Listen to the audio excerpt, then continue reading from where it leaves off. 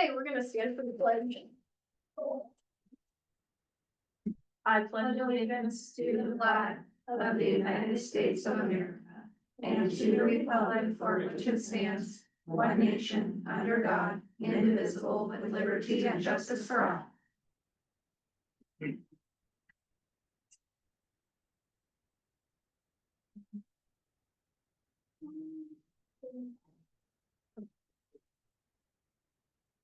Okay, we're gonna start with our consent agenda. We have the minutes from the prior meeting, the warrants.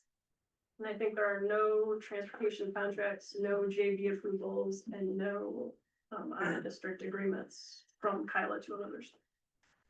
Any question on the warrant? I just had one, valuations northwest for the inventory of the school. Maybe my number's wrong in my head. I thought it was a little cheaper than that. No, the original one was like 6,000 and they dropped it down to 2,000. Was that what it was? Yeah. Okay. Because the tags were additional. Oh, okay, okay, that's probably why, okay, I'm good, yeah. I was just wondering, like, why I wasn't remembering that.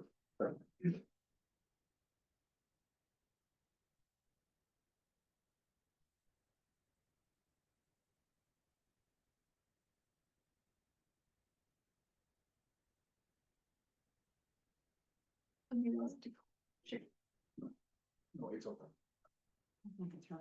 Oh, yeah, it's not a big deal, it was just, yeah, I thought it was a different number, that's all. No problem. Any other questions on the warrants? On the copier overage, how often is that? That seems very large. This year has been high. Normally, we've only had the machine for, I think, 1.5 to 2 years. Yeah. We are starting to track all the copies per individual right now. But what happens is every month we would clear the total so that they could get their allowed 100, unlimited black and white, 100 copies per month. So when we clear the total for the color, it clears all the totals, but now we're just gonna keep a staggering thing. So yeah, because right now it's pretty expensive. Yeah. So Do we have an option of upping our contract for more? this, I just already upped it, Oh. and that's what happened. Oh, So we're gonna keep tracking it and actually to up it again is actually more expensive than paying the over. Yeah, I checked into that. Didn't we approve that last year at some point, like earlier in the year, I think it was a different contract that was less expensive. So I can't imagine, it was new printers or something. I don't remember exactly what it was, but we approved something last year and it was did we buy a new copier These are leased. or leased? Yeah, we leased leased it every week. Yes. and I think it was less expensive than. Yeah, Yeah. it was. Yeah, by quite a bit. But this is turning out not to be. Okay, So we're gonna have to keep an eye on all that. okay. It also needs to be partnered with probably a curriculum committee meeting, so if we're this far over what we thought we would be at, then it's likely curriculum that we've purchased are not being used, like booklets or something else, so. If we need to be making this many copies, number one, we're gonna know who's making them, rather than putting out like just as informative email that we're over, like we'll be able to have like these conversations, and start figuring out why and bring that to the curriculum committee so we can reallocate funds in a different spot. Sure.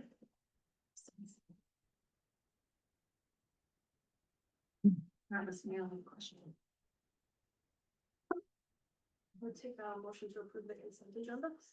I will make a motion to approve the consent agenda. Second. All in favor? Aye. Any opposed?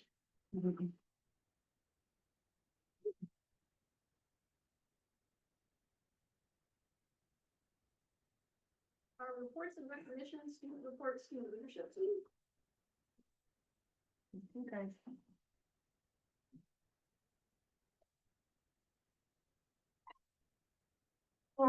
Introduce yourself. Yes.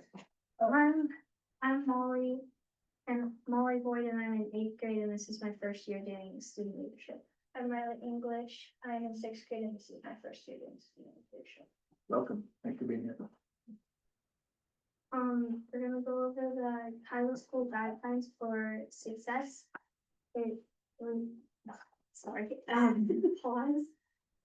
Stands for practice respect and act responsible, work hard and wonder and stay safe.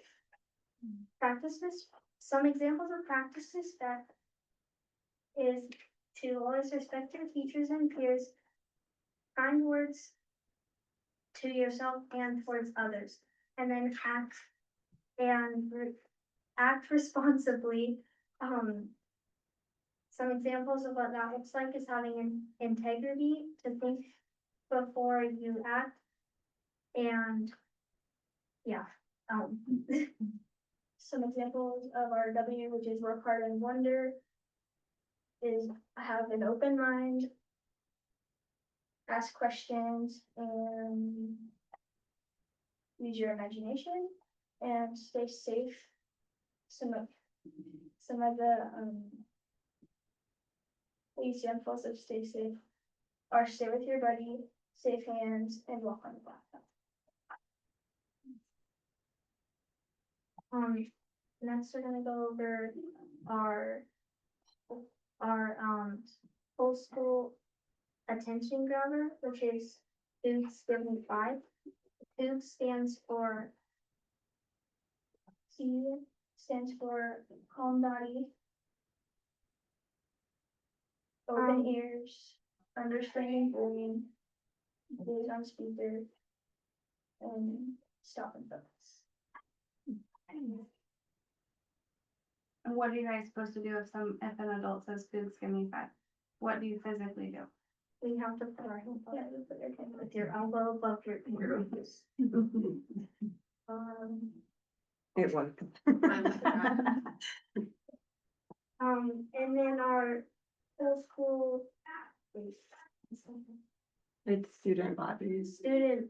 Our student body, motto is safe hands, kind words, Cougar pride. Need to move, Thank you. guys. Safe hands, kind words, sugar pride. Nice job.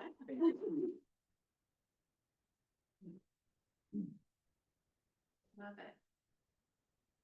You guys have any questions for them on that at all? No question? I think that's great. It is great. You did a good job. My first grader's been talking about coots all the time, so. Yeah. Mine too. She said, give me 5, and I slapped her hand. She goes, no, that's not how we do it. Thank you, girls. Corrected. And she burned it up, so it's not good. I love seeing you. They're so nervous. They come to my room and practice and they still are nervous and they wrote notes on the back of them.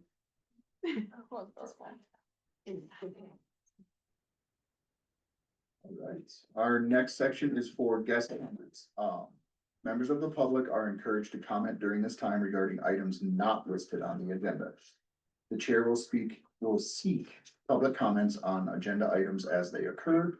By law, the board cannot take action on matters discussed during the public comment portion of the meeting, but may include a matter raised during this time on a future agenda.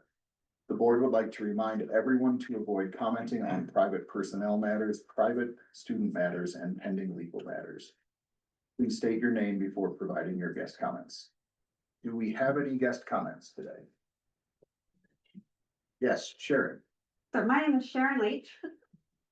And at the AMSL conference in Helena, Amanda Chen was presented with the Marvin Hines Award for MTSBA in recognition of having earned the highest level of individual certification training in the MTSBA School Board Academy.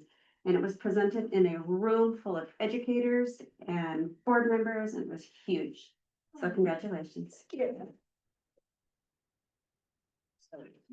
Chin is awesome. Thank you for bringing it home. That was very cool.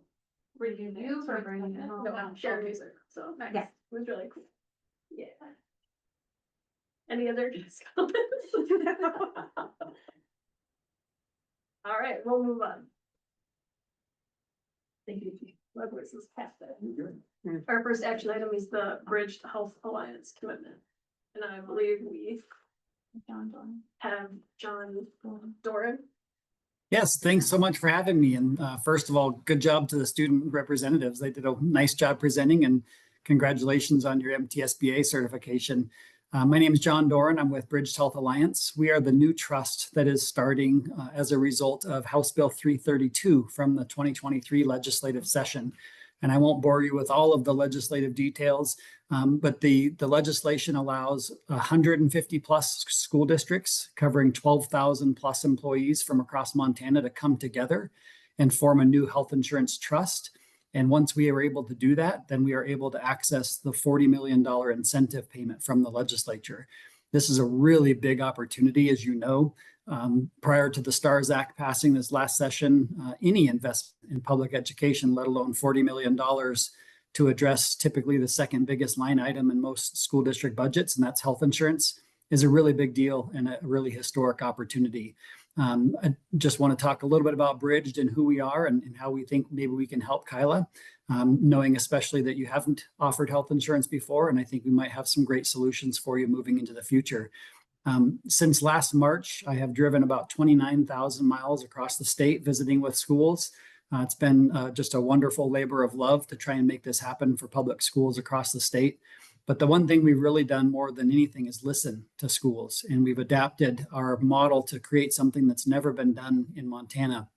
And that is a two-tiered structure that really benefits both small schools and large schools. And so I'll just quickly talk about those two tiers. I'll start with tier 2 because I'm going to spend a little less time talking about that because it doesn't necessarily affect Kyla. But tier 2 is really designed for those large AA school districts and the large A school districts that are currently a self-funded model. And in this model, they get to take advantage of the size and scale of Bridged Health Alliance to drive down their administrative costs, but they still maintain their own reserves, they still pay their own claims, and they still operate almost identically to how they do now, in that they get to continue making their own decisions on their healthcare benefit structure, the prescription drugs they cover, et cetera. But in tier 1, this is where I think Kyla has a really unique opportunity. So tier 1 is also a self-funded model. It's what's called a level funded model, and it's a form of self-funding. And this is a really big benefit for schools in this tier because it's providing an opportunity that you've never had before. So the way that it works, and I know we sent over a cost proposal to Sharon, and hopefully you've been able to take a look at some of the different options that would be available through Bridged. But the amounts that you see in those cost proposals are a monthly amount. Now, keep in mind that the totals that you see would be the total for the school district. So what you would want to be able to do is have some discussions with the school district and figure out what, if any, can the school district contribute to that amount to offset the employee cost. And that's typically what happens around the state, of course, when school districts have a health insurance plan, there's some sort of cost sharing mechanism or a contribution strategy that the employees in the district work out together to figure out how much the district is going to contribute. But in tier 1 of our model, we are essentially going to forecast what your total costs for the year are going to be. And that's inclusive of all your expected claims, both on medical and pharmacy, and the very, very small administrative expense for Bridged Health Alliance. One of the neat things in the legislation that they did was they actually capped our administrative expense at a very low threshold, much below what the traditional commercial market looks like for insurers. I'm here to tell you we're going to be about half that amount. Our administrative expense is going to be roughly 6%. We know every school district across the state has to operate in tight budgets, so why should we be any different? We are really here for one purpose and one purpose only, and that's public schools. And I'll talk a little bit more about that in a minute. But the annual cost broken down into 12 monthly payments is the maximum financial liability that your school district will receive in any given year. So if for some reason your school district has more claims than we expected, the trust protects you. You're not going to be required to all of a sudden, cough up the dollars for any overages and claims. But here's the big kicker. What happens if you have a better year than expected? So if you use less claims than expected, Bridged Health Alliance is actually going to give the lion's share of that surplus back to the school district in the form of administrative credits. So let's just use a really simple math. Let's say that Kyla used $100,000 less than we essentially charged you. We would give you 60% of that value back, so $60,000 in the form of administrative credits over the next 3 years. And the reason we're choosing 60% to start is that we want to be extra conservative in managing this trust, keeping in mind that those are taxpayer dollars of the 40 million investment and ultimately school dollars that'll be contributing. So that number could change in the future, but we just want to make sure we're doing everything possible to protect that trust. So I don't know if you've ever heard of a health insurance money giving you money back when you have a good year, but that's the Bridge difference. We're really a pro-education, anti-corporate model. All of our provider network, which is through Allegiance Benefit Plan Management from Missoula. So there's 100% of the hospitals and 97% of the physicians in the network in Montana. And outside of Montana, if you happen to need care outside of our state, which happens from time to time, you can access the Cigna network, which is about the third largest provider network on the planet. So we have very robust access. Our pharmacy plan is also with a great company that we are essentially bringing to Montana. And they have about 62,000 pharmacies across the state, or excuse me, across the country who are in their network, including most, if not all, of the independent local pharmacies in Montana. And the model that they use is a really important model for those local independent pharmacies. We actually worked with the Montana Family Pharmacy Foundation to try and find a solution that not only worked for schools, but worked for those local pharmacies as well, because we know those are the Main Street mom and pop shops on the corners, and we want to help support their business as well. So we're really excited. Of course, how the legislature works, it didn't just say, hey, here's $40 million, good luck. They said, if you validate the trust, we will give you $40 million.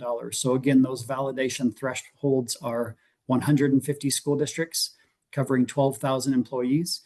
We've been offering cost proposals now for about 3 months. As you can imagine, it's been a very laborious process to process all of these one by hand, but it's certainly been a very valuable experience. And we're already well on our way to exceeding those thresholds. So we get schools committing every single day. We actually just got Columbia Falls yesterday, which is a big one for us. But we're really excited. And I just want to thank you for the opportunity to give a very broad overview of Bridged and then answer any questions that you might have. I have one question. You said that you give back 60% of the premium that was not used. Does that other 40% stay in the trust for Kyla's school, or what happens to that 40%? Yeah, so that other 40% would stay in the trust. And so here's kind of the big difference maker as well. So that $40 million investment puts us really, really close to where we would need to be to have a healthy reserve. And a healthy reserve is going to be an amount that our actuary and the actuary with the insurance commissioner's office determines. And so built into the statute is a provision that if after 10 years of operation, the reserves go beyond that amount, we actually have to pay back up to the $40 million. Well, I'm here to tell you, we don't want to pay back any of that money. We want to be able to hover our reserves right at that threshold and use any extra to come back to schools in the form of cost stabilization. That could be diffusing any increases. It could be paying for wellness programs for every employee across the state. It could be premium holidays. But we're really focused on returning those dollars to schools in a beneficial way. So that's another big difference. I mean, there's a lot of health insurance companies right now, and they do great work in the state, but any excess goes out of state. It goes to Chicago, it goes to Pittsburgh, it goes somewhere else with no benefit to Montana. All of our reserves stay here with public education and are only used in a way to benefit public education. One other question. If, say, we have a year that we have high claims, is there a maximum premium increase per year that you can increase our premium? Yes, there is. We're actually putting some very strict guardrails on that. So for the first year, we are individually rating each school district on their own merits. And that's really important because we need to be precise with our pricing in year one to make sure that we get off on a stable footing. But moving into all renewals from there, so our first renewal, so going into year 2 of participation, it would be an entirely pooled adjustment. Every school would get the exact same adjustment. And that's where you can take advantage of the size and scale of Bridge Health Alliance to have more stability and more predictability. And then moving into year 3, which would be the second renewal, we would have the pooled adjustment again, but then on the fringes. So keep in mind, like maybe the top 10% of schools that are performing really, really well. So, for 2 years running, you've used less claims than expected, and we continue to give you a surplus. Rather than continue that model, we would rather just drop your rates to where they need to be. So it could drop up to a maximum of 8% in that given year. On the flip side, if there are groups that are, for 2 years running, continually underperforming, or their claims are outpacing the premiums that we are collecting, then we would take that opportunity to make micro adjustments with those fringe groups as well and adjust them upward by a maximum of 8%. 8% each year, and we're locked in at 5 years, so that's 8% for 3 years afterwards. Nope. So 8% would be the very maximum. And I'll tell you exactly why our renewals and our trend is going to be much, much lower. So by bringing schools together in solidarity, we are opening up some opportunities that simply don't exist for schools of any size across the state, let alone, the largest AAs like Missoula or Billings, for example. And what we are doing is we are tying our provider reimbursement to a percent of Medicare. So just a brief lesson in hospital economics. Most hospitals will actually lose money on Medicaid patients. If they're really well-run hospitals, they might break even on Medicare patients, but the vast majority of their profits come from commercial health plans or employer-sponsored plans like schools. And so what we are doing is rather than being at the whim of the charge master, and I'll use my hands here, my little screen. So the hospital sets a price. And in most circumstances, the insurance companies will compete for the biggest discount off that price. And that's great. That saves you money.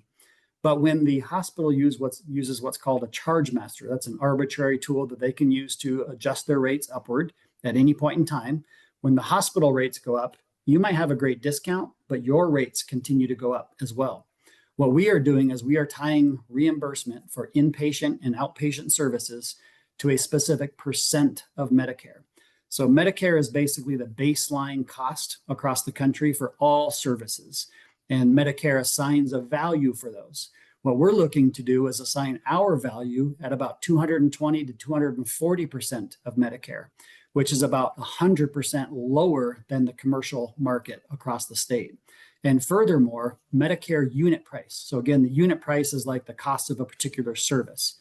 Medicare only goes up by a maximum of 3% every year. And if you compare that to the commercial market, where it's between 8 and 20% every year, you can start to see that given the size and scale of a pool this large and tying our percents to Medicare, our renewals are going to be extremely low. So that 8% I mentioned is, again, only for the fringes. So if you think of 10% of 150 schools, we're talking 15 of the top performers that can have their rates go down, and 15% of the, or 10% of the lower performers where they could have their rates go up. But that's a maximum of 8%. It's not a given that it'll be 8%. It's just a maximum. I'm guessing that our trends will be much closer to 3 or 4%. One other question. So if you guys pay at Medicare rates, does that mean that if our staff is going to, say, the hospital, and are they responsible for the difference that you don't reimburse? No, that's an excellent question. So all of the hospitals are in contract right now, and there is no balance billing for this. So it's very similar to like how your commercial market would interact in terms of the member has a cost and they don't get balance billed, assuming that provider is in network. It's the very same model here. So this is different than what's called a reference-based pricing model. Ours is more a multiple of Medicare model. And I know those are two technical terms, but in the reference-based model, what typically happens is an employer or a third-party administrator will hire essentially attorneys, and the attorneys will tell the providers what rate they're going to accept. And a lot of times they will sue them to accept that rate. In that model, while the lawyers might be successful, the hospital can then balance bill the member the difference. And a balance bill is essentially the difference between what those lawyers negotiate the payment and what the actual charge is. That does not happen in this model. You are protected from the balance billing as long as you go to an in-network facility. So John, this is Sharon. I have a question. I did a census valley-wide of all the other schools' premiums and compared to ours, but that was based on their current insurance companies. And I know that a lot are going to go with Bridge. So looking at premiums, some are lower, some are higher. will their premiums come in more towards us, or are we just a little bit, well, all of us are a little bit different because of this first year pricing? Yes, all of the schools are a little bit different for the first year pricing. So, given that you don't have insurance currently, we basically have 4 different rating tools that we're able to use. And it's all based on what's called the credibility of a school district. And the more employees that you have in a health insurance plan, then the more credible that data becomes, which is another reason why Bridge will be extremely predictable in terms of our renewals because of that size. So in your instance, what we're able to do is utilize not only kind of a market sweep of like the Affordable Care Act market pricing, but also using some AI tools to be able to come up with your rates. And so some schools will have a little bit lower rates, some schools will have a little bit higher rates, but that first year is all based on your specific data. And in looking at the premiums that we've quoted, I will tell you that you're right in the middle of where schools are across the state. And then rumor has it that if and when this goes through, that MUST will no longer exist. Is that correct? That's correct. Yeah, the MUST Board of Directors has thrown their support behind Bridge Health Alliance, and they've committed that when Bridge is validated, that MUST will disband. Now, if for some reason Bridge Health Alliance is not successful in reaching those thresholds, then if a school district had already committed to participate in Bridge Health Alliance by signing the participation agreements, those agreements would essentially become null and void because Bridge did not formulate and did not launch. And then MUST would stay in existence, and all of those schools would go back to whatever their current insurer is and look for their renewals this coming spring. But we're making great progress. We have, as I mentioned earlier, we have schools committing every single day. We have released about 250 cost proposals across the state. We have about 120 more to do. And so we're really encouraged by the progress so far. And our new deadline is December 19th. That's correct. And the reason we're asking for a December 19th deadline, and if that doesn't work for some reason, we can work with you on what deadline works. But the reason we're asking for this so far in advance, and I know that's kind of atypical for health insurance. Typically you wouldn't start looking at a renewal until maybe a couple of months before your renewal date. But we want schools to know well in advance if Bridge is formulating and launching, or if for some reason we fell short of those marks. And additionally, we need time to stand up the organization behind the scenes before our first effective date of July 1st, 2026. So it'll just take a little time to make sure we are ready to rock and roll with full service on day one. One of our staff members had a question. Sure. I just was wondering, you had mentioned there was pharmacy involved in this. Are there options for vision and dental as well? Yes, absolutely. So the pathway to validation under the law that was passed in 2023 only focuses on health insurance. So that's the basis of our proposals right now.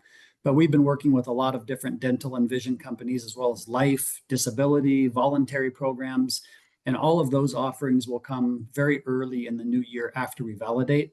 I will tell you there's a couple of different products for vision and dental that we're offering. You're probably used to kind of the traditional network style dental and vision products. Let's just use Delta Dental, for example. They're a really good company. But what's happening across Montana and in the country is that a lot of dentists and eye doctors are no longer participating with health insurance companies. And so if you have one of those programs and your local dentist is not participating, it makes it difficult to get into that office. So we are going to provide that product, but we're also going to provide basically an open access product for both dental and vision. And this is essentially an insurance product, but it's a reasonable and customary payment model for dentists and eye doctors. And most dentists in Montana are readily accepting those. We essentially pay about 90% of the usual and customary pricing. In most of those instances, the dentists, because they don't have to work with or be in a provider network, they're accepting those rates on the top. So lots of different options coming. And we will definitely have those. With all of those products, we also are already seeing that with size and scale of Bridge Health Alliance, that we'll be able to drive down the cost that most schools are paying for those products as well. Now, you can choose to join Bridged dental, vision, et cetera, or you can choose not to. You don't have to choose those products, but again, I think we'll have some very cost competitive products along those lines. For the stop loss, what's the threshold to, when a claim would hit stop loss? Yeah, so each individual school district has its own stop loss pooling point. So one of the other really big benefits of Bridge is that we actually are doubly insuring the entire trust. So Bridge Health Alliance will take out one stop loss policy. And if you're not familiar with stop loss, and it sounds like you are, but those are really the protection against those high cost claims. And so Bridge is taking out a specific stop loss level of $600,000. And every school district has their own pooling point based on size. So for example, Billings, the largest school district, their current stop loss level is $350,000, I think. For smaller schools like Kyla, it's a much, much lower amount. And how it really works for you is that your pooling amount is essentially the threshold for claims that we evaluate in your pricing. So in this model, Bridge pays all of the claims between the school district's pooling point and our specific stop loss level of $600,000. Additionally, we actually, for the first couple of years, are going to have what's called an aggregate amount. So if all of the claims that come through Bridge Health Alliance are too high, we have protection against that as well versus just those individual claims. And the beauty here is that most school districts have a stop loss carrier, and that stop loss carrier is not in Montana. And their loss ratios are typically about 70%, which means that you pay 100% of the premium and they pay out 70% of those costs and they keep 30%. That 30% goes to Pennsylvania or wherever, and you never see it again. With Bridged, if there are surpluses, they stay in Montana with public schools, with Bridged reserves, and they continue to build up towards that level of we meet this level and give all of that back to school. So it's a really big benefit.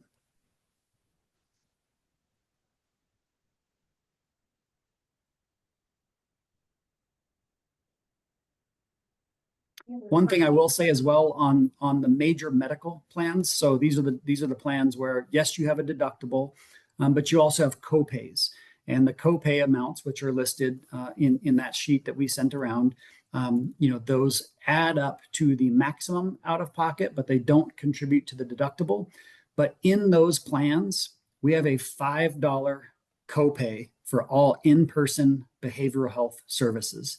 And this is a really big hallmark of Bridge Health Alliance. We want to make sure that cost is not a barrier to receiving mental wellness care, because we know if your staff members can't be well, then our kids can't be well. Additionally, we have built into all of your pricing telemedicine services. We have 3 different branches, if you will, of telemedicine. The first is your urgent care. It's what you would typically think of like the MD Lives or Teladoc and those.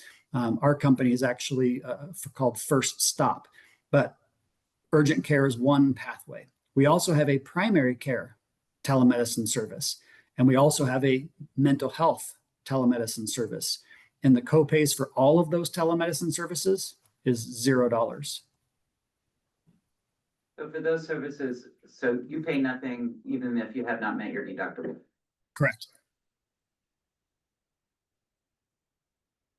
Does that apply to pharmacy also, pharmacy benefit, or do you have to meet the deductible? Yeah, there's different deductibles for pharmacy, which you can see listed in the $1,000 and $2,000 major medical plan. So that CMM stands for comprehensive major medical. And then of course the HDHP is for those high deductible health plans. I will tell you that the $3,400 high deductible health plan, we've made a pretty big switch in that, and it's a big benefit for schools. Right now it's listed at 70% co-insurance, which means that if you were to reach, when you reach your deductible amount of $3,400, that the plan pays 70% and the member pays 30% up to the maximum out of pocket. But we've changed that based on feedback to schools. So that $3,400 high deductible health plan that you see, it is now a 100% co-insurance, meaning that you're responsible for all costs up to $3,400, and then that is the maximum. And so that could be a really attractive option for you guys, knowing that you haven't had health insurance before. It is a little lower cost. Then we, of course, have the $5,000 high deductible health plan at 100% co-insurance as well. So a little higher out of pocket, but a little less every month. And those costs are listed out in the cost proposal too. So I think just some really unique opportunities for you guys to consider. Again, from my perspective, not knowing what the district might be able to contribute to this type of plan, but I think it gives you an opportunity to offer health insurance, to join a trust that is going to be the most stable trust and the most stable platform for costs for schools in the future. And it's just a really great opportunity to take advantage of the $40 million and returning those dollars back to public education where they belong. So could a district be dropped for low participation? No. So the way that it works, and this is fairly typical amongst health insurance plans, and we're anything but typical, but there are some things that are pretty standard across the board. So being a small district like Kyla, we would certainly take a look at what other options your employees might have, whether that's spouse coverage. There are lots of different things that would give you other options to be covered outside of the school district. Typically, we would look for 50% of the eligible people, so those that are actually eligible for health insurance, taking that plan. But again, being such a small school, we would certainly work with you to make sure that we're being here of service to you. Again, we're here for one purpose, and that's public education. Okay. I mean, we have school districts that have one employee, and we're providing them cost proposals as well. You probably know a few of them. Haven't had the option, John, so it might take a couple of years to have people jump on board off of their spousal plan, I think is where that question's coming from for our staff. Yeah, totally understand.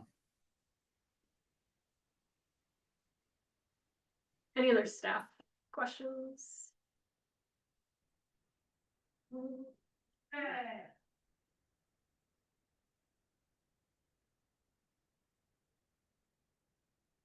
Any other board member questions? We're not even again with something, so I'm getting right now. I was a benefit administrator for years. John, you've given us a lot to think about and talk about. Thank you so much for your time. Of course. Well, thanks for having me. And if there's anything else you can think of after the fact, you know how to reach me. We are here for schools and here to answer any questions you might have. So thanks so much. Thank you. Okay, have a great night. You too.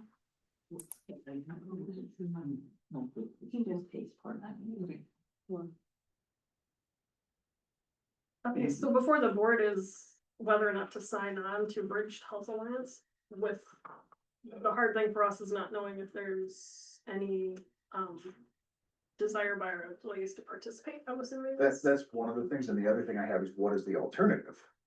So currently we offer a stipend. Right. That's, so I think Is as that, a board, we're kind of trying to figure out, can we offer a stipend, but then also offer health insurance?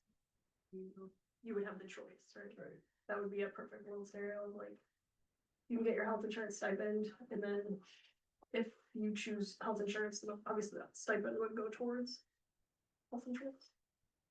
Can we legally offer?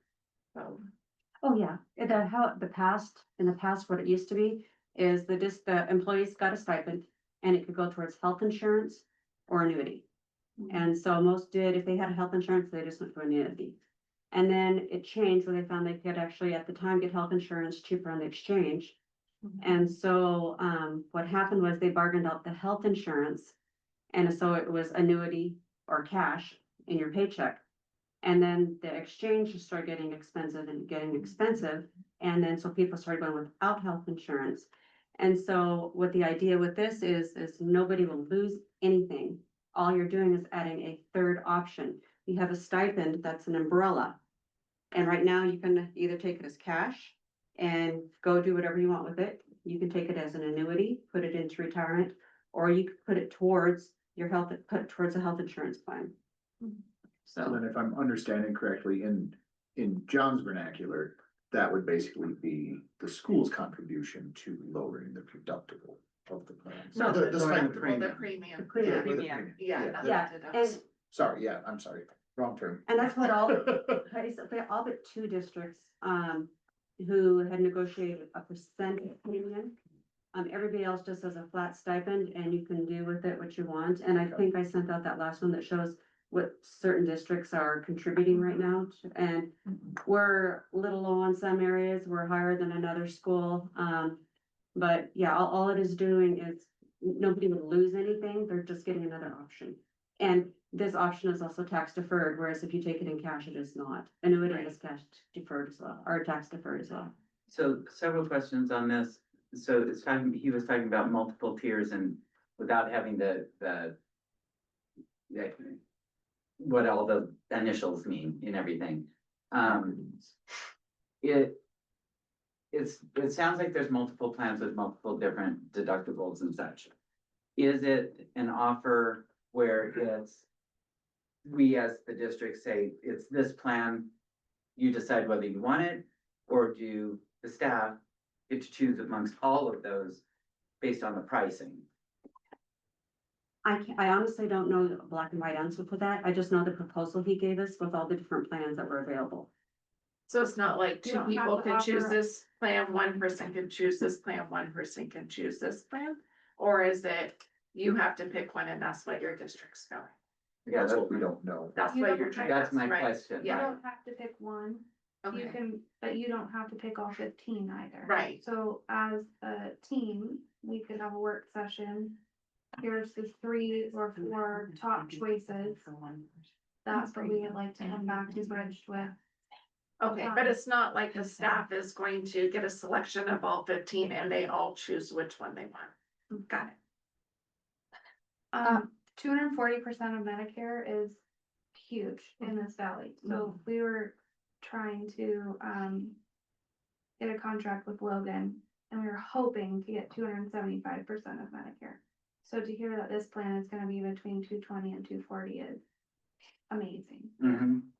We have lost 3 candidates since in my 4.2 years of service at Kyla, because we have not had the option to offer this. So my recommendation would be go back to legal, see what we can offer in a negotiation setting. Come to our next board meeting with an answer, because you don't have to decide. We have another meeting on the Yeah. 10th. The Yeah. 19th is when they want an answer by, so. Before that. And because we're in a weird spot, because we used to offer it, we don't now. Legally, what can we go back to? Is it all or nothing? And what should that language look like before we start trying to figure this out? Well, we can offer to our classified, how do I say everyone? I would like to say pairs, but I know that excludes some very important people, so I apologize, but we don't have to negotiate to offer. it. There's something very weird, and I can't remember exactly what it is, which is why I'm really hoping that we can go back to legal and just get a solid answer. Between, can you do both? Do you have to pick one? Are you talking about the stipend and the health? That's why because I am 90% sure you cannot offer.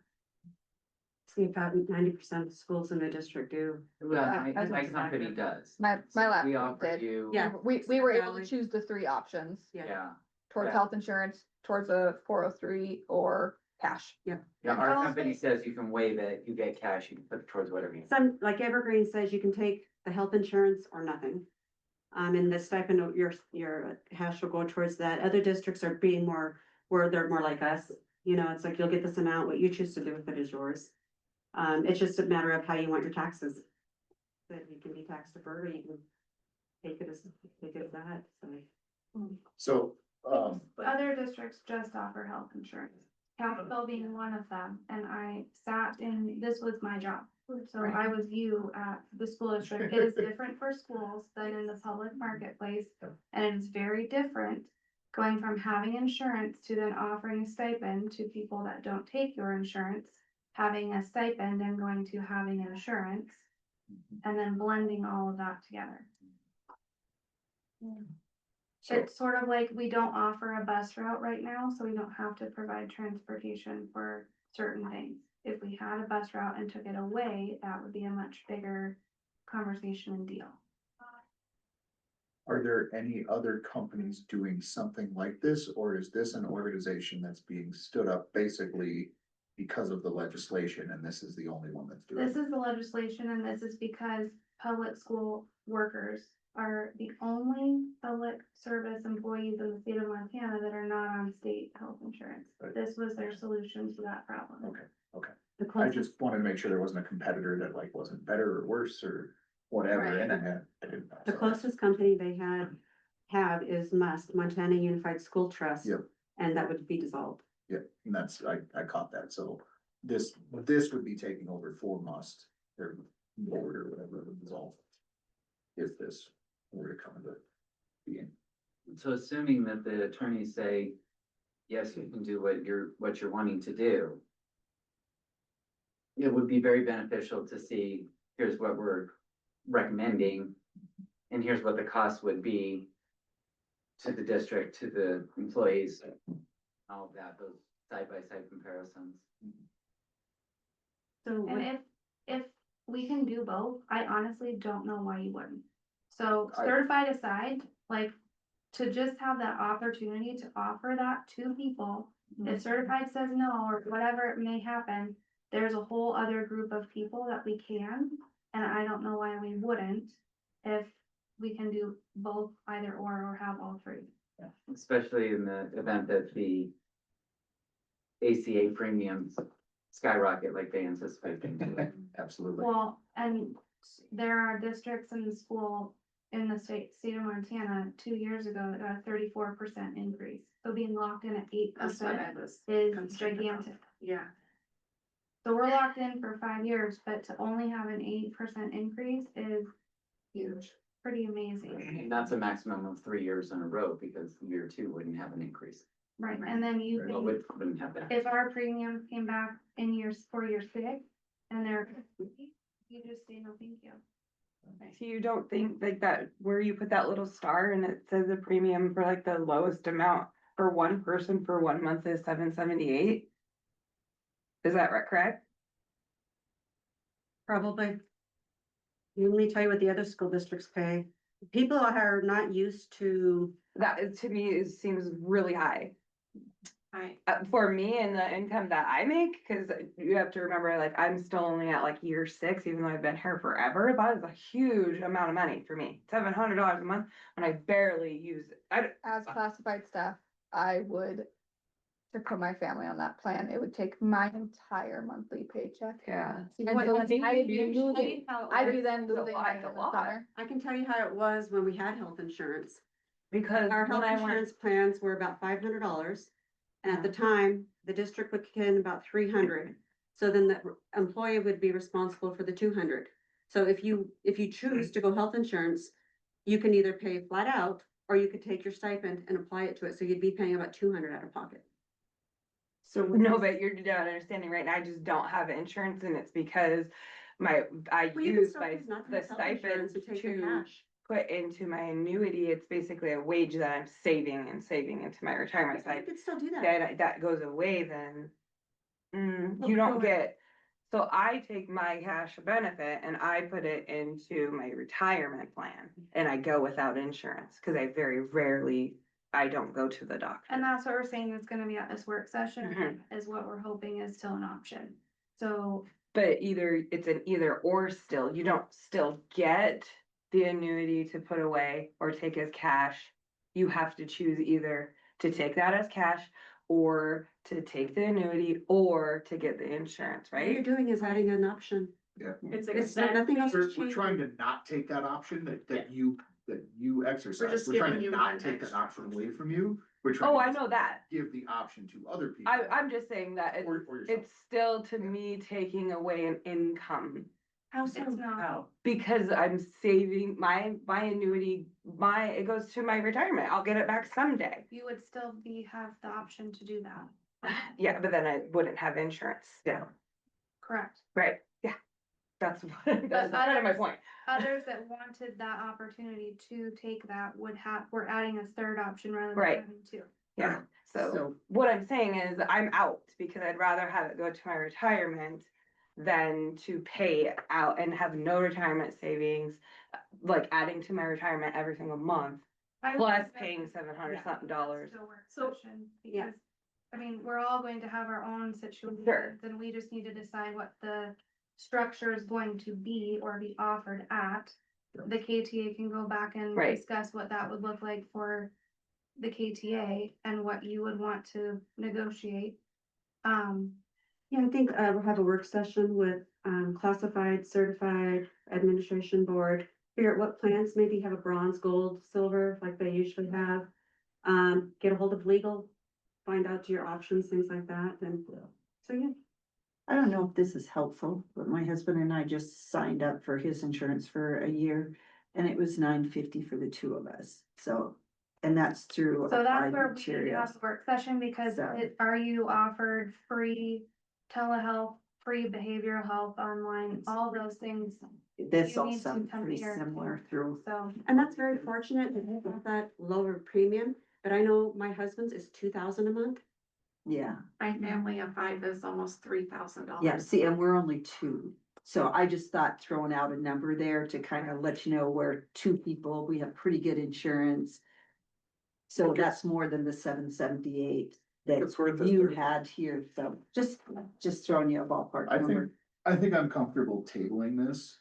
The board's So I will second that. Motion to table. Yeah, just I.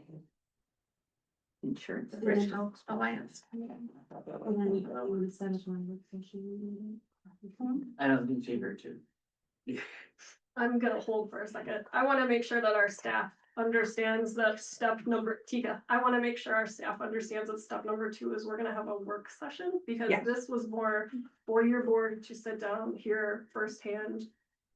I just wanna say, like, starting to learn, so we don't know when we're gonna get there. But Yeah. this is step 1. What we're not gonna do is sit here and poo-poo on it. We're gonna Right. everybody take a breath. We're gonna have a work session as a team, because we work really well as a team. So I will take a motion to take. Did I get a second on that? I will second that. All in favor? I, Any opposed? Okay, definitely need a work session. yeah. It's too big of a decision. Yeah. It's a huge. It's a huge decision. Do I hire para, are we a go on that? We are a go on that. And are we sending background checks? I got a verbal from the county, it's in the mail. Okay, so I'll let you speak about this. So we interviewed 2 paras yesterday, para applicants, and the committee unanimously chose Emily Widener to fill that role. Fantastic references, and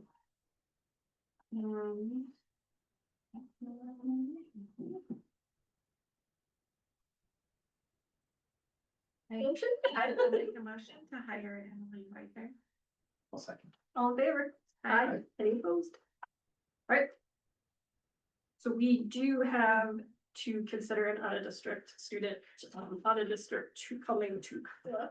The student is in the 7th grade, is that correct? Correct. And because we are a numbers-based decision-making body here, our current 7th grade in class total is 26, our state max is 30. That means, according to our strategic plan, we would cap at 28 out of district. So this will put us at 27. But not to like streamline it, if there's any questions. Is it a girl? I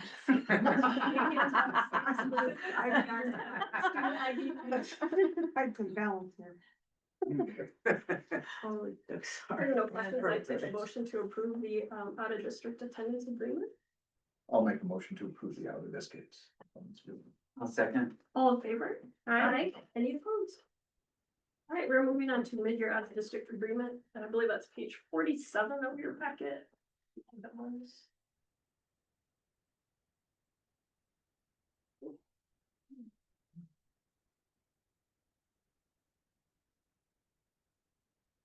All right. Are we trying to update the form for mid-year?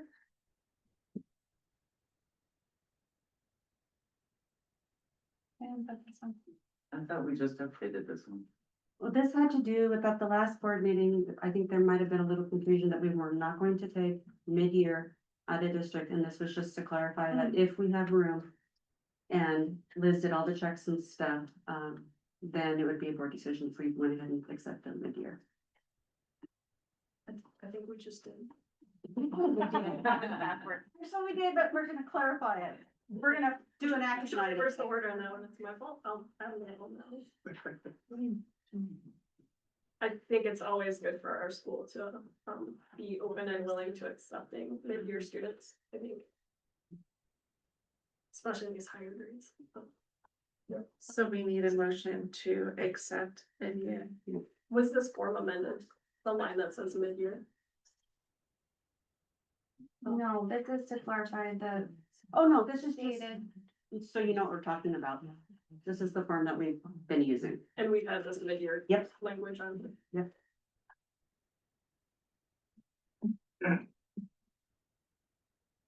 I do want to make sure that we put policy 3141 on our policy committee meeting because it literally says like date parentheses and optional parentheses. So if we can throw that please on our meeting, that'd be great.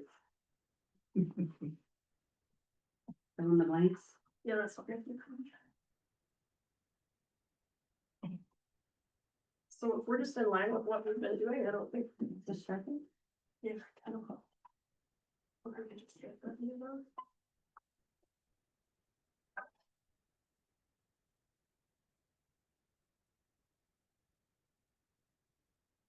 The emergency procedures manual needs to be tabled. Oh, do you need to get a motion to strike? I'm sorry, I'm doing that thing again. Can I get a motion to strike the mid-year out of district? I will make a motion to strike the mid-year out of district agreements. I'll second. All in favor? I, Any opposed?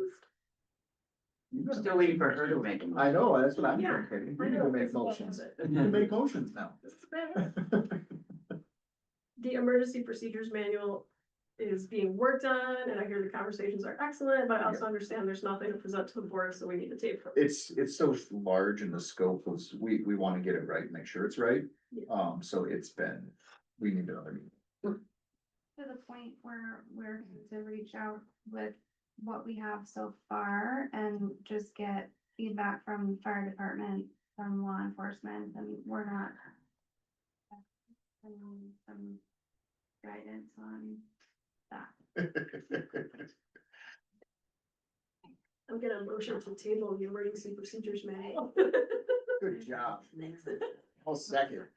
There you go. Oh, all in favor? Aye. Any opposed? I'm telling you, it causes complete bedlam when I do that. It took me a minute. How do I spell Amanda's name? A resolution calling for May 5, 2026 school election. So they did some major election law changes in the legislative. It used to be you could do nomination forms from December to spring break. Now it is December 3rd. So they shortened it to match some of our laws like that. So beginning December 11th, nomination forms for trustees will be available. If the district should choose to run any levies, this covers that as well. Should the election be canceled, it'll let the election administrator, me, cancel it. So this had to be processed before the 11th of December. And that was the deadline date, and I just thought November would be the safest to do it. So this is the standard form, it's literally a drop down, you fill in your district. The election judges are provided by the county election department. So, and they will be conducting elections if we choose to have it. And for the community, they no longer turn in ballots here, they have to go to Correct. the You wanna same make place we them. turn them in to vote. Yeah, because if they wanted to turn them in here, then they have to go into a lockbox. You have to have two people escort them to the, I mean, it's, yeah. Yeah. Yep. And people honestly trust the election department more than they trust the small school during their district if you're gonna run a levy, to be honest. Yeah. Sure. So, I think it's overall a good thing. and we fought years for I them to do remember, it, yeah, I remember. the- so take advantage of it. Absolutely. So I will take a motion to accept the resolution calling for a May 5th, 26 school election. I will make a motion. I will second. All in favor? Aye. Any opposed? We have a hypothetical about it. What's that? Business manager notary, so many questions about. Why do we care what they're doing, like, did it and stuff? So I've always been a notary for the school, and the history was we needed a notary for immunization exemptions. And so we would notarize for that. And then we had to notarize for election judges. And then the law has changed where you no longer need a notary for immunization exemptions. They just changed the law. You no longer need a notary for title transfers. It's about $300 for 3 years. The advantage you do have with a notary is that it's a community service for anything that they may need. And then if we wanted to do verification of residency for out of districts, I can notarize a landlord's statement Or So- in district. or in districts. So it's kind of up to the district, if they want me to renew for another 3 years. It doesn't bother me. I just take a test, but it does cost about $100 a year to do. So it's up to you, and I continue the community, and I know the community likes it. Is that sharing committee to us for the anymore? That's what I heard. So all in favor? I get a motion of this manager and notary and stick around for you. Well, if my notary is for 3 years, that's probably what I'm doing. Oh, good, you're the lady. I will make a motion. Business manager and notary. I'm a second. I almost got it. All in favor? Did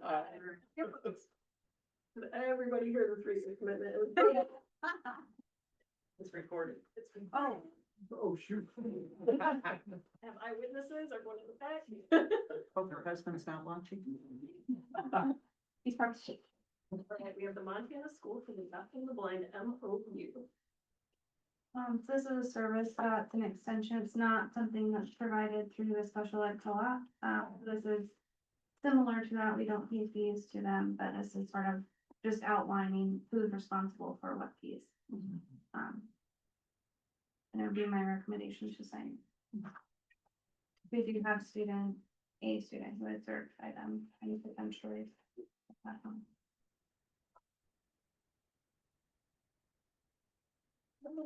The way this one is written, it's for your signature.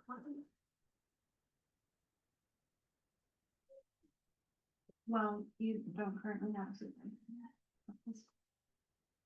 We're just gonna scratch it and I'm gonna write my stuff in and you wanna sign it.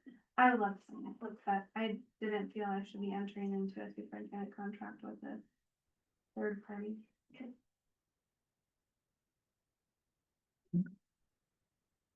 So, motion to accept the Montana School for the Deaf and the Blind, MOU. I will make a motion to accept the Montana School for the Deaf and Blind MOU. I'll second. All in favor? Aye. Any opposed? Sorry, I should have said. Thank you. Okay, we're moving on to our information items. Follow-up discussion, DT memorandums of understanding / agreement, because I believe we had. All right, so I have been chosen to present to you. How are you? What the KTA discussed, and I'll kind of just summarize these. And then I can open up for questions that you guys have. So there was two MOUs that were presented to the KTA. The first one being, there was some items on there about our part-time employees from the last year and this year, but specifically for this year. In general, and I'll talk about the change to that, we had no problem with that. The other part we were hoping to table until negotiations, because it was all negotiation language. That would become next year anyway. It was all 26, 27 years. So as a KTA, we weren't saying we're against any of it. We just said we'd like to include that in negotiations during our normal negotiation period. So there was a memorandum or I guess we did draft a thing saying like we were okay with the first part. It's those later things that we'd like to just include with regular negotiations. So on the bottom, the parties have, agree to the following language, the sick leave, the personal leave, that would all be next year anyway. So just including that into our normal negotiations. And that was voted and by all KTA members, and a majority chose to include that. So the KTA is choosing not to sign this memorandum of understanding and would like to just include it in negotiations. Those four bottom portions, we did do an addendum. The part about the employee and what, so I'll read it right off. The part of the CBA shall be waived for all part-time certified staff for the 25-26 school year. If the certified staff members is able to attend early out meetings, PIR hours will be credited to that staff members. We were good with that. We did modify it a little bit because as teachers, we actually said we would like them here, not like it be an option. We changed it that said, the part-time certified staff member must attend early out meetings. We did put in person or digitally, being like Zoom, we would like them there because we did see that it benefits us to have that person there. And actually, for what it's worth, the employee that this has to do with did vote yes for it. So it was not like, so that was the only part we actually said we would like you to either hear in person or digitally to be a part of those discussions. And then the rest of it, we were just hoping that we could table for negotiations on that one. Okay, so the KTA has a memorandum of understanding that we can put on the agenda for Yes, December. and actually the president. So we could put that on there and that's Okay. for your guys' review. So Sharon, this will be for December. It's on the board packet. Is there any questions about that? And then I'll move on to the next one, I think but it's figure just do one at a time.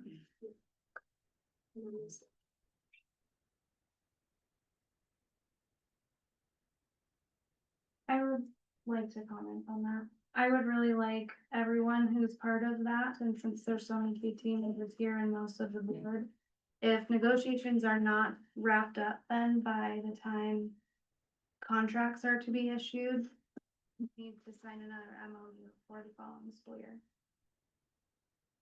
So. I know it tends to hold us up as we keep getting our budget numbers later and later. Well, but this would be held up, that's part of the reason for putting it in an MOU, is so you would not have to have your contracts be held up. Or not be offered one that you might want at part-time.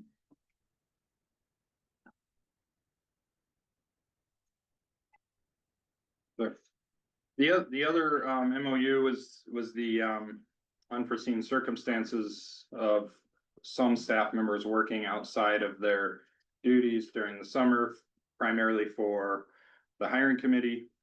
Just so I make sure I'm clear what I'm talking about. Yeah.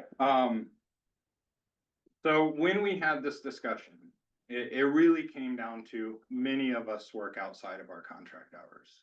Like there's a lot of working outside of the contract hours, and we did have, like there was the eaches of, well, who's gonna get paid and why, you know, why, and it just really got kind of complicated, to be honest with you, and we didn't want it to be like this big thing that we're trying to figure out, we're going back and forth, so we just decided that we didn't want to be paid for the work that we were doing. Most of us that did it, me included, were happy to do it, it's fine, so it was just that there was a lot of things where people are saying, well, you know, we did this, and it just really kind of muddled the waters, I guess, of what we were getting paid to do and what we were getting paid not to, and what was deemed fair through the KTA and what wasn't. So we just kind of decided, we all voted, and it was like, we all voted to say, no, it's just not something we're interested in, or not, it wasn't unanimous, but it was a majority. So is this something that you're going to discuss for negotiations next year then? Or is this just something? Well, that I you think guys if there's a not- discussion, there's definitely gonna be discussions. I mean, I'll be honest, like some of the comments that came up were that is more money, like that money that we were gonna get paid for doing this job was more than some of our employees get paid as stipends and stuff outside of school. So like, we were getting paid more to sit in here and do which we love to do, right? To do a hiring committee than some people were getting paid to do other jobs. And so that was a concern, right? Like when you're getting paid more to do that, which is great. But then we really need to look at, well, are we underpaying people to do jobs that are being done? So I think it's that bigger picture. And I think that's what this discussion we have, that it takes a bigger picture for those that are running after school programs, for those that are doing things like that, or summer programs after, you know, like that pay ended up being more than that. And so that was the concern. So I think it could be something worth looking at for sure.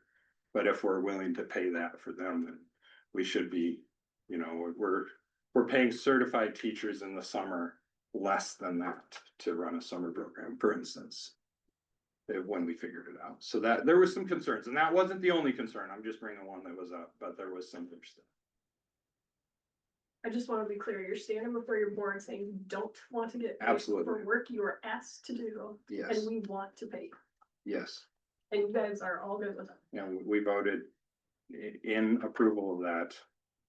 The majority of the KTA, just because of, we do think that that's a bigger issue. Like, we think that if we're gonna get paid that kind of money, and that we need to look at it as a whole and say, we probably should be paying some other people's, you know, and we're just kind of standing together on that, saying that we need to look at probably that as a whole.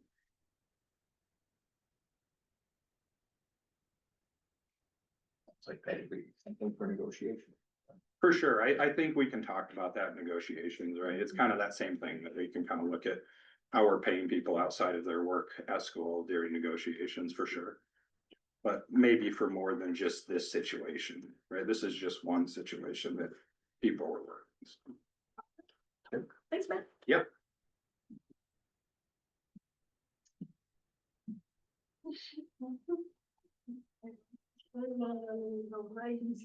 Quarterly. I'm desperately looking for that. On page 67. Hey, and I come so. Part of the YBGR contract, we had an addendum written in that they are required to give us a quarterly update. The point of the quarterly update is just because when we had all this uproar with YBGR, we found out that as a board, we're pretty separated from YBGR and what they do for our students. When you tend to say like, hey, I teach, you know, first grade, there's an understanding of what that means for, I'm your administrator. You at least have some level of understanding of what that means when you talk about YBGR. I think unless you yourself have gone through a program like that, or you have a student or maybe a loved one that's gone through a program like that, you get pretty disconnected from even what that means. The two gals, Linda and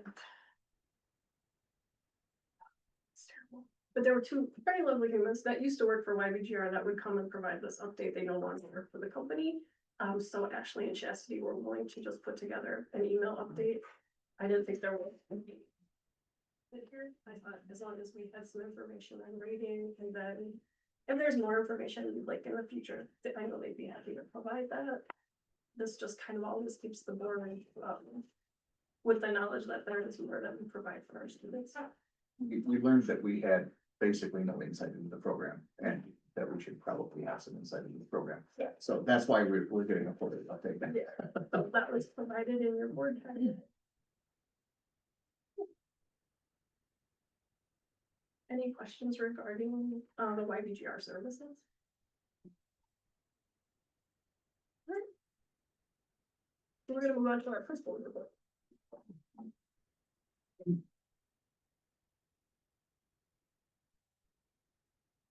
Let's look at getting our tech up and running. Oh man, I might have to step. No joke, it's bad. Oh, she hates me. I was working. What? It's all good. Technology hates me. Okay, so we're gonna just start with the parent teacher conference review. We had, and this is just of the people that came on parent teacher conference day or that I'm aware of outside of our parent teacher conference day. I'm sure there are a couple I've missed because I do know people have been having some that I'm just not aware of. I didn't track those, but I'm aware there's a couple.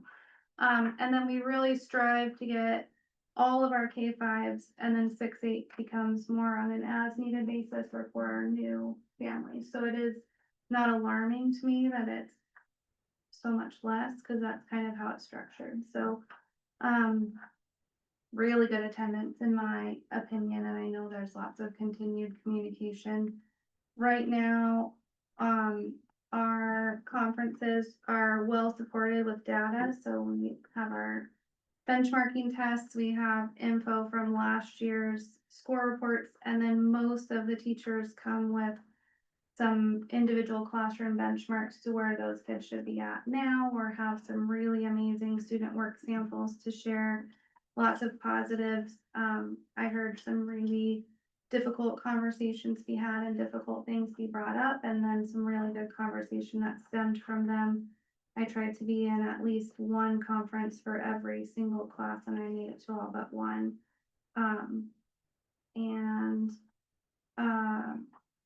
For our 4-8, potentially looking at an option of student-led. So I know some parents come to talk to teachers, but having it be an option. So mostly for our 6-8 students, because they sit in one room and have one big conference if you want with all teachers mostly. The opportunity to have individual teachers is there. But for those that aren't new or aren't a requested conference, it would still be really neat for those middle schoolers or 4-5s to be able to be present, have some things they're proud of, and show it off to their parents in their own conference. Is some conversation that we're going to have soon. Next was Title Math Night, so that happened yesterday. Amy led that, partnered with Mary. And we had 13 students of families served, so I thought it was a great turnout for our first. I know some were hoping for more, but I thought it was very well received. People were having fun, and the kids were actually having the most fun. So there were tears of someone who had to leave early. There were sympathy tears for that someone who had to leave early. And then our middle schoolers actually elected to stay the whole time. Some had the opportunity to leave early and wanted to stay. It did turn into a bit of a title science night because the Northern Lights were out and it was really neat. Yeah, that was cool. But it felt very free and fun, and people were able to kind of do what they wanted and travel throughout. But those are some of the games that were played, and lots of reflective conversations about doing this in the future. So hopefully we'll have 3 of these per year. And I think partnering it with food is the biggest feedback. That was the biggest feedback. Over Dinner time. The last minute thing. but lots of kids talking about it throughout the day and knew that their